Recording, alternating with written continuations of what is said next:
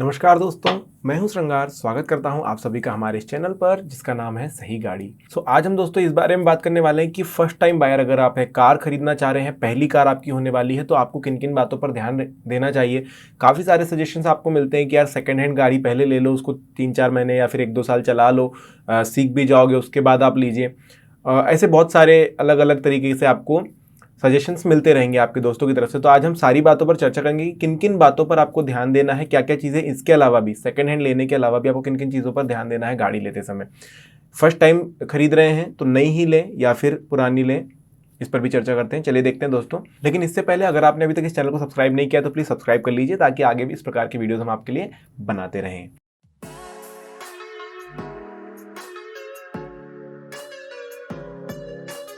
दोस्तों इस वीडियो में मैं आपको सारी चीज़ें बताने वाला हूं कि किन किन चीज़ों को आपको चेक करना है। उसके बाद मैं ये भी बताऊंगा कि किस कंपनी की गाड़ी लेनी है और कौन सी गाड़ियां आप चूज़ कर सकते हैं किस किस सेगमेंट में। हैचबैक लेना चाहते हैं उसके लिए भी हमने गाड़ियां यहाँ पर चूज़ कर रखी हैं, सेडान लेना चाहते हैं उसके लिए भी, और अगर आप लेना चाह रहे हैं सेमी एसयूवी गाड़ी या फिर एसयूवी गाड़ी तो उनमें भी मैं बताऊँगा, इसलिए आप देखते रहिए इस वीडियो को अंत तक। तो सबसे पहली बात आती है दोस्तों, पहला पॉइंट ये है कि न्यू लेनी चाहिए गाड़ी या फिर सेकेंड हैंड।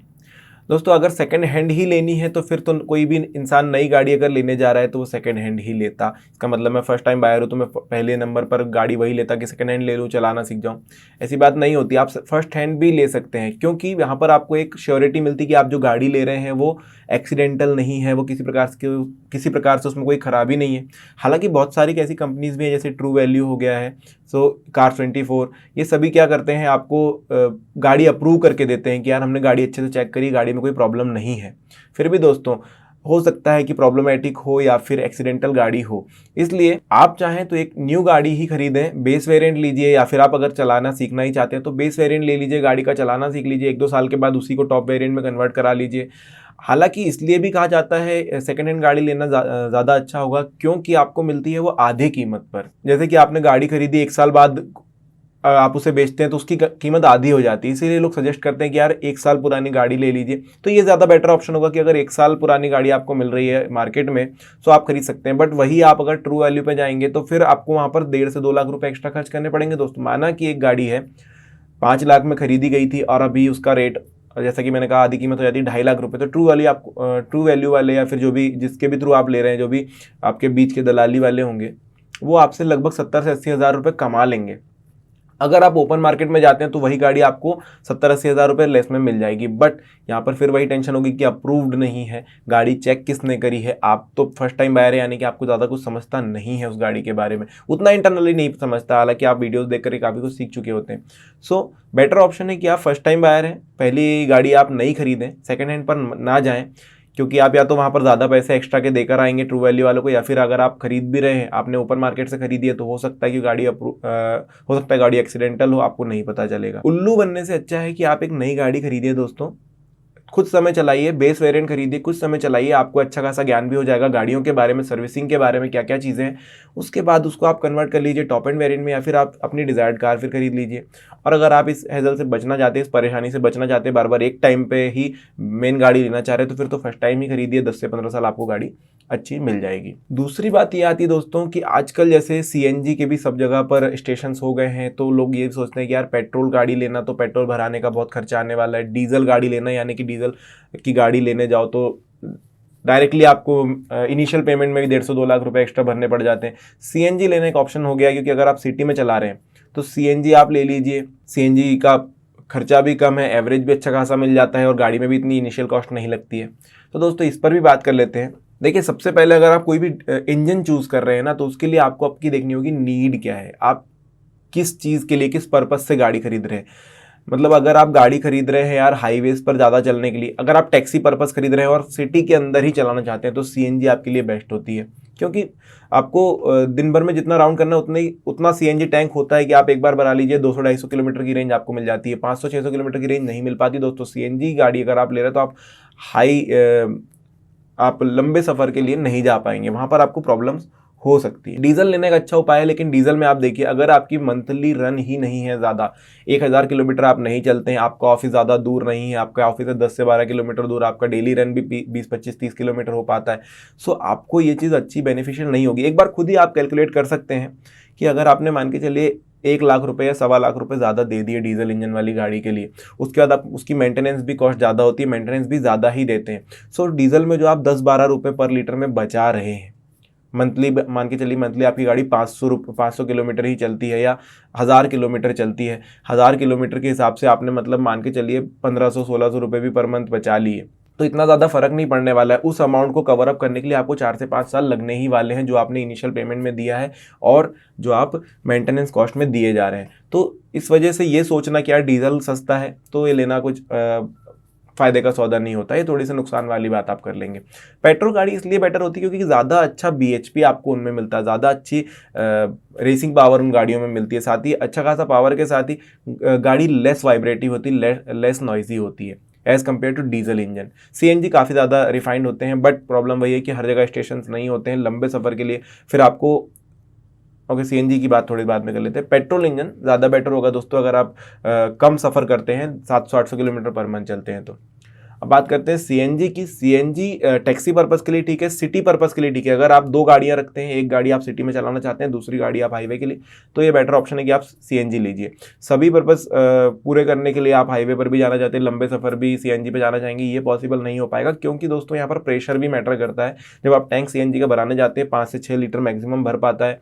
प्रेशर अगर अच्छा है तो ज़्यादा भर पाएंगे, प्रेशर कम है अब वो डिपेंड करेगा कि CNG स्टेशन पर कितना प्रेशर है, फिर कम है तो आपको कम ही CNG बनानी पड़ेगी, आपके टैंक में ज़्यादा CNG नहीं आ पाएगी, प्रॉब्लम्स आपको झेलने होंगे।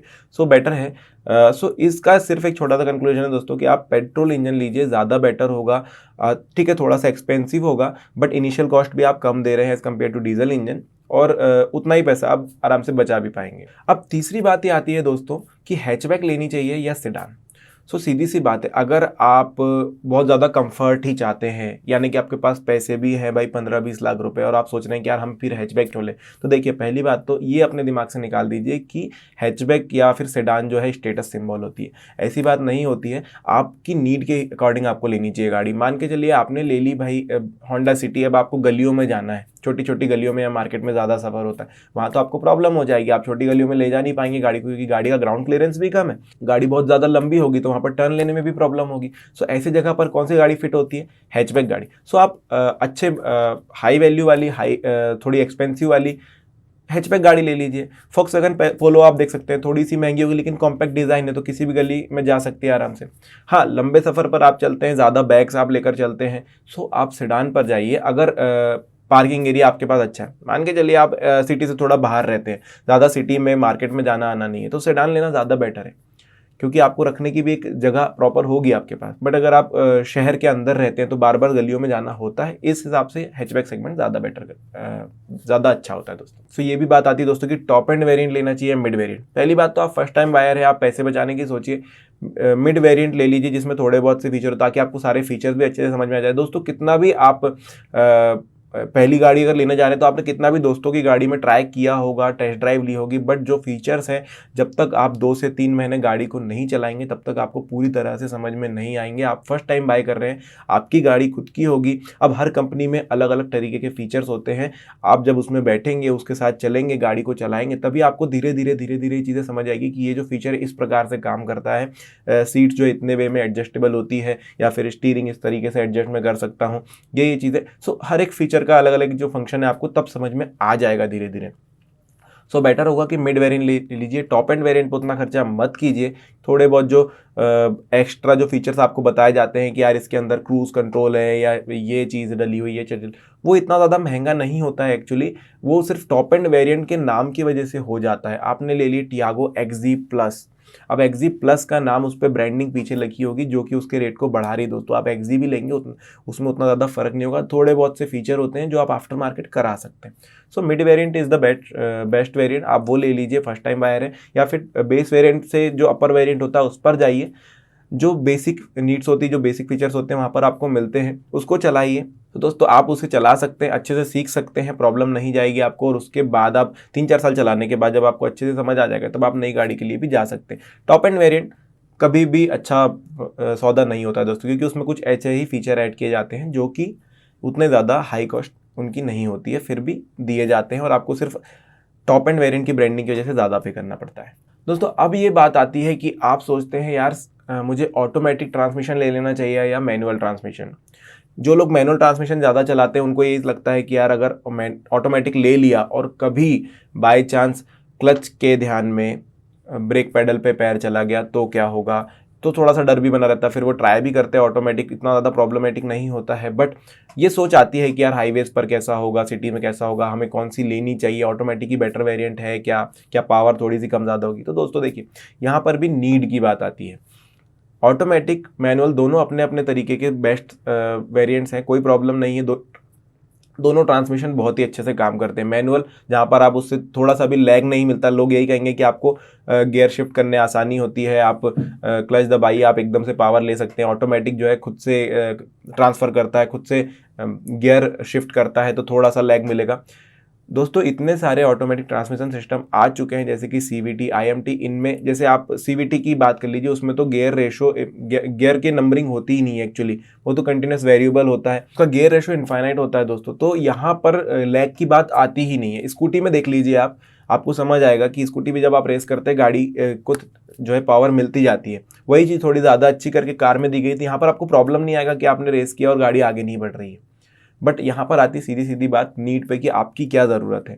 आप अगर ज़्यादा सिटी में ड्राइव करते हैं तो बार बार क्लच दबाना, गियर चेंज करना, क्लच दबाना, गियर चेंज करना, छोटे छोटी गलियों में आपने देखा होगा ब्रेकर्स बहुत सारे होते हैं, 100 मीटर के बाद ब्रेकर है, वहाँ पर आप थर्ड गियर से सेकंड गियर, सेकंड गियर से third gear, second gear first gear, इन सब चीज़ों में लगे रहते हैं। तो इस चीज़ को कम करने के लिए आप ले लीजिए ऑटोमेटिक वेरिएंट, आपको प्रॉब्लम ही नहीं होगी, आप आराम से सिटी के अंदर आराम से सफ़र कर सकते हैं।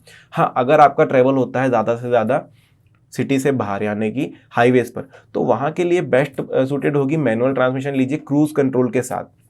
क्रूज़ कंट्रोल आपको क्रूज़ करने में भी मदद करेगा, साथ ही मैनुअल ट्रांसमिशन होगा तो आपको जो लैग लोग बोलते हैं, जो आपके दिमाग में बैठा दिया जाता है, उस चीज़ से भी निजात मिल जाएगी। और एक अच्छा भी चीज़ रहती है, क्योंकि गियर से कंट्रोलिंग जब आप ब्रेक्स की जगह पर करते हैं, हाईवे पर चलते हैं दोस्तों, सो एक चीज़ जैसे कि सिखाई भी जाती है ड्राइविंग स्कूल्स में, जब आप किसी भी हाइट से नीचे की तरफ जा रहे हैं, किसी भी हिल से नीचे की तरफ जा रहे हैं, डाउन हिल जा रहे हैं, तब क्या किया जाता है कि ब्रेक लगाने की अपेक्षा गियर से कंट्रोल करके गाड़ी चलाना, यानी कि थर्ड गियर पर या सेकंड गियर पर गाड़ी को उतारिए, वहाँ पर थोड़ा सा ज़्यादा अच्छा फील भी मिल जाता है। फ्यूल इकोनॉमी के लिए भी चीज़ काफ़ी अच्छी होती है, और एक आपको गाड़ी को एक कंट्रोल मिलता है आपके हाथ में। थर्ड गियर पर आप उतर रहे हैं, गाड़ी की स्पीड ज़्यादा नहीं होती, धीरे गाड़ी आराम से उतरती है। वहीं ब्रेक लगाना गलत चीज़ हो जाती है, क्योंकि ब्रेक लगाएंगे अगर सडन ब्रेक हो जाएगा हाई स्पीड में, तो फिर बहुत ज़्यादा जर्क आप महसूस करते हैं। तो ये ऑटोमेटिक में नहीं कर पाएंगे। अगर आप हाईवे पर चल रहे हैं तो ऑटोमेटिक गाड़ी, क्योंकि उसको RPM जितना मिलेगा उसके हिसाब से वो गियर चेंज करके आगे ही बढ़ाती जाएगी, वहाँ पर आपको सिर्फ और सिर्फ ब्रेक पर ध्यान देना होगा। तो मैनुअल ट्रांसमिशन यहाँ पर थोड़ा ज़्यादा बेटर हो जाएगा। अब दोस्तों ये बात आती है अगली कि कंपनी कौन सी चूज़ करनी चाहिए, यानी कि मैं टाटा ले लूँ कि स्विफ्ट सुजुकी ले लूँ कि होंडा ले लूँ, फोर्ड ले लूँ। तो दोस्तों सबसे पहले आपको यहाँ पर देखनी है सेफ्टी किसकी अच्छी है। दूसरी बात, सेफ्टी तो इसलिए कह रहा हूँ क्योंकि सेफ्टी बहुत ही ज़्यादा ज़रूरी है, आपको देखनी ही है। हर कार में देखिए सेफ्टी कौन सी गाड़ी की ज़्यादा अच्छी। दूसरी आपको बात देखनी होगी कि आपके लोकल एरिया में उसके सर्विस सेंटर्स कैसे हैं और सर्विसेज कैसी हैं। अगर मान के चलिए आपने देखा टाटा की सबसे अच्छी सेफ्टी, आपने टाटा ले ली और टाटा आपके अगल बगल में 50 किलोमीटर तक है ही नहीं, तो फिर आपको प्रॉब्लम होगी। उससे बढ़िया तो आप दूसरी गाड़ी सुजुकी ले लेते, जिसके आपको 5 डीलर आसपास मिल जाएंगे, जो आपको कम से कम सर्विस तो दे पाएंगे। तो ये भी चीज़ डिपेंड करती है। आप यहाँ पर भी देखिए सर्विसेज कैसी हैं, कितने आसपास में आपके लिए सर्विस सेंटर्स हैं, और अगली बात देखिए कि सेफ्टी कैसी है। पावर परफॉर्मेंस आपको देखनी ही होगी, बिल्कुल देखिए गाड़ी की। सो पावर आपको देखनी होगी, आपकी नीड के हिसाब से देखिए।